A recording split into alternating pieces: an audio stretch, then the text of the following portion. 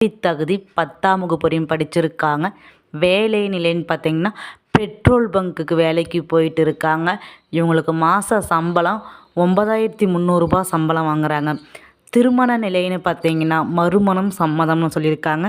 இவங்களுடைய கணவர் குடிச்சு குடிச்சு மஞ்சக்காமால தவறிட்டதுனால இவங்க 3 வருடமாக திருமணம் செஞ்சுக்காம தனிமையில் தான் இருக்கிறாங்க. இவங்களுக்கு ஒரே ஒரு பொண்ணு இருக்காங்க. அவங்களும் 3வது படிச்சுட்டு இருக்கிறாங்க. இவங்களுடைய வசதி நிலைன்னு பார்த்தீங்கன்னா சொந்தமாக ஓட்டு வீடு இருக்குது. விவசாயம் செய்கிற நிலம் ஒரு 60 சென்ட் இருக்கிறதா சொல்லியிருக்கிறாங்க. இவங்களுடைய அப்பா அம்மா ஒரு கூலி தொழிலாளர்கள் இவங்க கூட தான் இருக்கிறதா சொல்லியிருக்கிறாங்க. இவங்களுடைய முகவரின்னு பார்த்தீங்கன்னா புதுக்கோட்டையை சார்ந்தவங்க.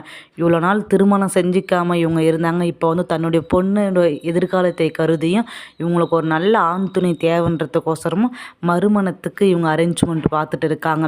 இவங்களுக்கு வரக்கூடிய மணமகன் எப்படி இருக்குன்னா ஓரளவுக்கு ஒரு +2 வரையும்